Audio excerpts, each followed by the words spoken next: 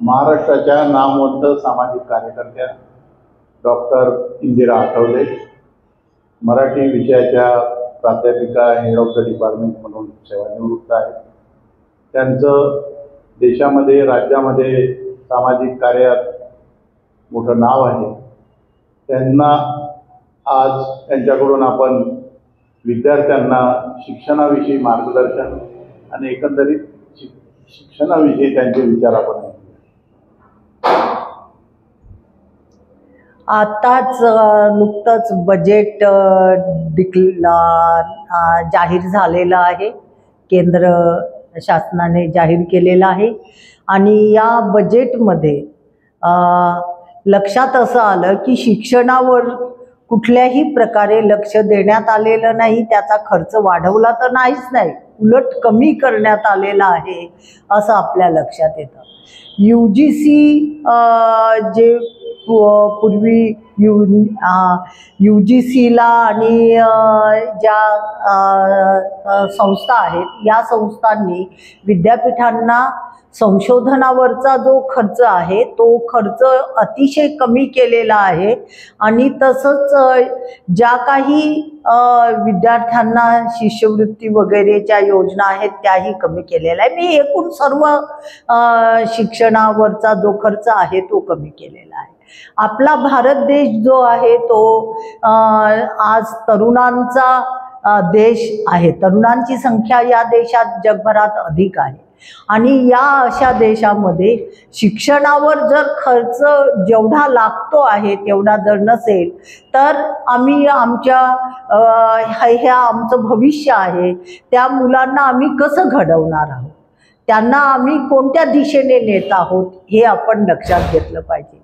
मी मागासवर्गीय विद्यार्थ्यांच्या संदर्भात बोलायचं झालं तर असं आपल्या लक्षात येतं की समाज कल्याणमधल्या अनेक विद्यार्थ्यांच्या आता शिष्यवृत्ती ज्या आहेत त्या द्यायच्या थांबलेल्या आहेत। शिष्यवृत्ती दर वर्षाला शिष्यवृत्ती मुलांचं शिष्यवृत्तीचं जे वितरण आहे तो वितरण होतं की नाही नीट हे आम्ही कधी बघत नाही बघा। पण ते यावर्षी तर असं झालेलं आहे की शिष्यवृत्तीवरचा जो निधी आहे तो निधी सुद्धा वळवण्यात आलेला आहे। समाज कल्याणचा सर्वात अधिक निधी जो आहे तो निधी आता या महाराष्ट्र राज्याने हे जे निवडणूक आलेली आहे त्या निवडणुकीच्या दरम्यान ज्या त्यांच्या लोकप्रिय अशा वेगवेगळ्या योजना त्यांनी लोकांसाठी काढलेल्या आहेत त्या योजनांकडे तो वळवण्यात आलेला आहे असं आपल्या लक्षात येत आहे। तर हे एक मोठं संकट आहे की आम्ही मागासवर्गीय विद्यार्थ्यांना तर शैक्षणिक मदतीची खूपच गरज आहे। अशा पार्श्वभूमीवर त्यांची शिष्यवृत्ती अशा रीतीने वळवली जाणे आणि त्यांना शिक्षणापासून वंचित करणे हाच एक भाग आहे। विशेष म्हणजे आपल्या विद्यार्थ्यांना मला असं सांगावंसं वाटतं की हे नवं शिक्षण जे आता आलेलं आहे या नव्या शिक्षणामध्ये जे वेगवेगळ्या प्रकारचे अभ्यासक्रम आलेले आहेत त्या अभ्यासक्रमांमध्ये मुलांना ग्रॅज्युएट होण्यासाठी सलगपणे ग्रॅज्युएट होण्याची गरज नाही आहे। एका वर्षानंतर त्यांना डिप्लोमा मिळणार, 2 वर्षानंतर त्यांना पुन्हा 3 वर्ष कंप्लीट झाल्यावर ऑनर्स डिग्री मिळणार। याने डिग्र्यांची नावं बदलल्याने फरक काय पडतो आहे शिक्षण व्यवस्थेमध्ये तर हे आपण लक्षात घेतलं पाहिजे की इथे ड्रॉप आउटचं प्रमाण अधिक जे आहे ते मागासवर्गीय विद्यार्थ्यांमध्येच आहे आणि जर अशा रीतीने आपण त्यांना थांबून शिक्षणाच्या संधी उपलब्ध करून दिल्या तर आमचं जमीन लेव्हलचं जमीन स्तरावरचं आमचं जे ऑब्झर्वेशन आहे त्यात असं लक्षात येत आहे की आमची मुलं जास्तीत जास्त अर्न अँड लर्न करतात आणि अर्न अँड लर्न करत असताना त्यांना शिक्षणापासून वंचित करण्यासाठीच्या अनेक गोष्टी असतात की त्यांच्यावर घराच्या जबाबदाऱ्या असतात, त्यांना घराची कामं करायची असतात आणि ह्या सगळ्या याच्यामध्ये पूर्णवेळ विद्यार्थी ही संकल्पना त्यांच्या बाबतीत तशी पूर्णपणे नाहीच आहे, पण हे असं 1 वर्षानंतर ब्रेक पुढे सुरू करा, तर त्याप्रमाणे आमच्या मुलांचं पदवीधर होण्याचं प्रमाणही या नव्या शिक्षण प्रणालीमध्ये कमीच होणार आहे असं आम्हाला असं वाटतंय.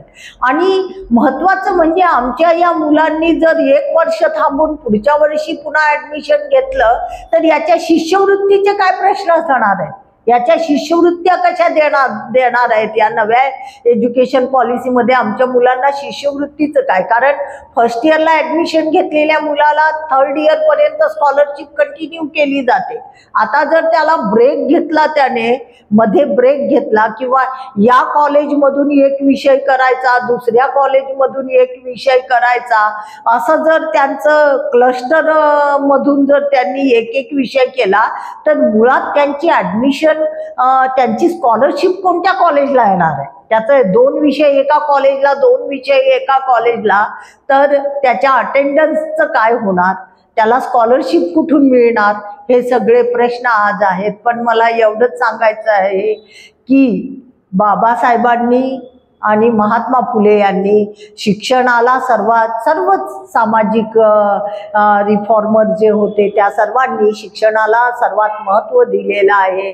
आणि समाज हा शिक्षणामुळेच, आपल्याकडे स्थावर इस्टेटी नाही आहेत, आपल्याजवळ आपले उद्योग नाही आहेत, आपल्याजवळ आपल्याला जमिनी नाही आहेत, आपल्याजवळ केवळ आपलं शरीर आणि आपली बुद्धिमत्ता याच्या जोरावरच आपण विकास करत असतो.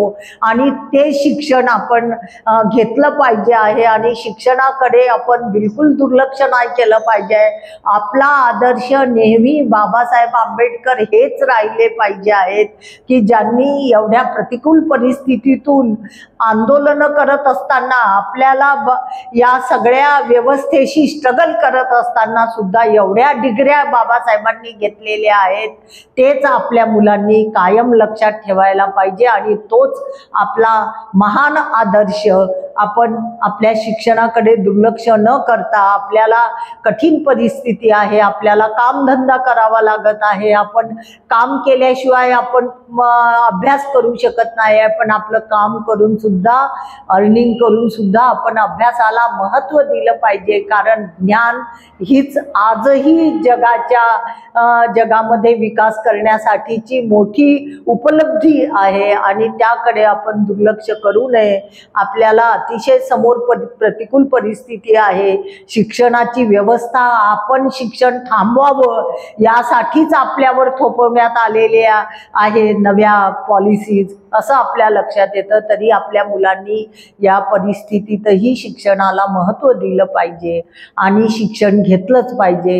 एवढंच मी या निमित्ताने सांगते आणि थांबते.